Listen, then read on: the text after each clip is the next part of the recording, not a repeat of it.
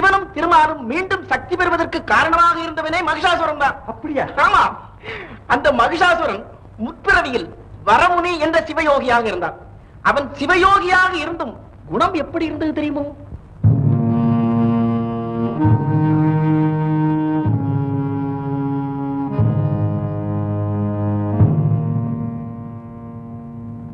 ஈசனே, எல்லா தெய்வங்களுக்கும் மேலானவரே, தங்கள் மீது பக்தி கொண்டு ஒரு சிறு வில்வ குழந்தை தங்களின் சிரசின் மீது வைத்தார். அந்த சொற்ப பூஜையில் ஆனந்தம் கொண்டு அவர்களுக்கு அளவற்ற அனுக்கிரகம் செய்கிறீர்கள். அப்பேற்பட்ட தங்களை வணங்கும் நான் இந்த உலகில் வேறு எவனுக்கு வணங்க வேண்டும்? வணங்கா, எவனுக்குமே வணங்கா. சுவாமி, சுவாமி, அகத்திய மகாமுனிவர் இவ்வழியாக வந்து கொண்டிருக்கிறார். அகத்திய மகாமுனிவன்? அகத்தியன் தானடா, வந்தால் என்ன வரட்டுமே. என்ன சுவாமி இத்தனை அலட்சியமாக பேசுகிறீர்கள்? பிறகு என்னடா, நான் எழுந்து போய் அவனை எதிர்கொண்டு அழைக்க வேண்டுமோ? அழைப்பது மட்டுமல்ல, தாங்கள் அவரை வணங்க வேண்டும், அவரது ஆட்சியை பெற வேண்டும் என்றுதானே நாங்கள் ஓடோடி வந்து சொல்லுகிறோம். நான் என்னடா அவனை வணங்குவது? அவனும் என்னை போலுள்ள முனிவர்களில் ஒருவன் தானேடா. அவரும் ஒருவரா? சுவாமி, அகத்திய முனிவர் 7 கடல் நீரையும் ஒரு கை நீராக்கி குடித்தவராயிற்றே. அதென்னடா பெரிய அதிசயம்? கேவலம் ஒரு பெண் பிள்ளை நளாயினி சூரியனையே உதிக்காமல் செய்து விட்டார். அதை விட உங்கள் அகத்திய மகாமுனிவன் செய்தது பெரிய சாதனையோ? சுவாமி, அவர் வந்து விட்டார், பேச்சை நிறுத்துங்கள். வரட்டுமேடா, அதற்கென்ன இவ்வளவு பரபரப்பு?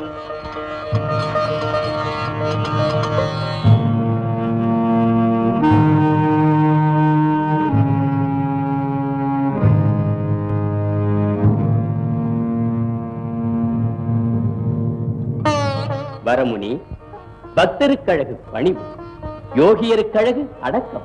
நான் அடங்குவதெல்லாம் இந்த ஈசன் ஒருவனுக்குத்தான். வரமுனி, அந்த ஈசனுக்கு பெயரே அடியார்க்கடியவன் தானே. புரிந்து கொள், அடியாரை அவமதித்தால் ஆண்டவன் பொறுக்க மாட்டான். அப்படி பார்த்தால் நாம் இருவருமே அடியார்கள் தானே. ஆமாம். இதில் நான் உம்மை வணங்குவது, நீர் என்னை எம்மை வாழ்த்துவது. எழுந்து நின்றால் எனது முழங்கால் அளவிற்கு கூட இருக்க மாட்டீர். நான் எழுந்து உமது காலை வணங்க வேண்டுமோ? போமையா, போ.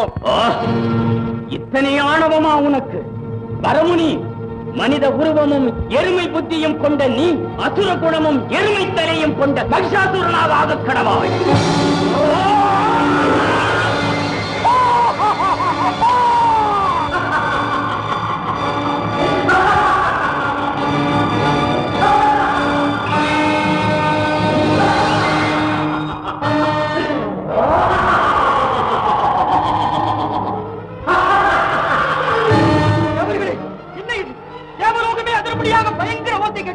யாரோ சிரிப்பது போல் தெரிகிறது.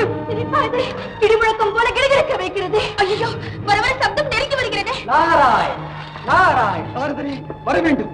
நல்ல சமயத்தில் வந்தீர்கள். என்ன இது? என்றும் இல்லாமல் இப்படி ஒரு இடிமுழக்கம் கேட்கிறது. அதை பற்றி சொல்லத்தான் இங்கு வந்தேன்.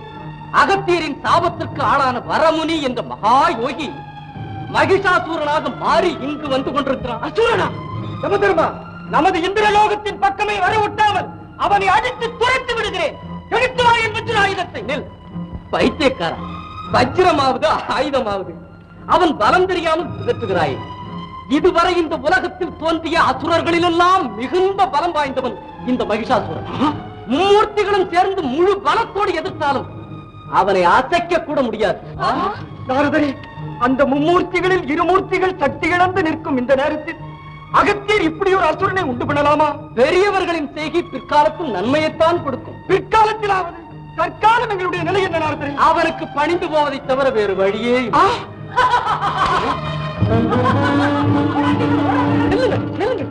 ஓடாதீர்கள், ஓடாதீர்கள் என்று நீங்களே ஓடி வருகிறீர்கள். என்னப்பா செய்வது? பறப்பதற்கு இறக்க இல்லை, ஓடி வருகிறேன். நீங்களே பயப்படுகிறீர்கள். நான் என்ன? வருபவன் யார்? அவன் அசுர குலத்தில் பிறந்திருந்தால் அசுர வல்லமை மட்டும்தான் இருக்கும். நித்திய பிரம்மச்சாரி ஒருவன் அசுரனாக மாறி இருக்கிறான். அவன் நினைத்தால் திருமூர்த்திகளையும் ஒரே கையால் பிடித்து விடுவான்.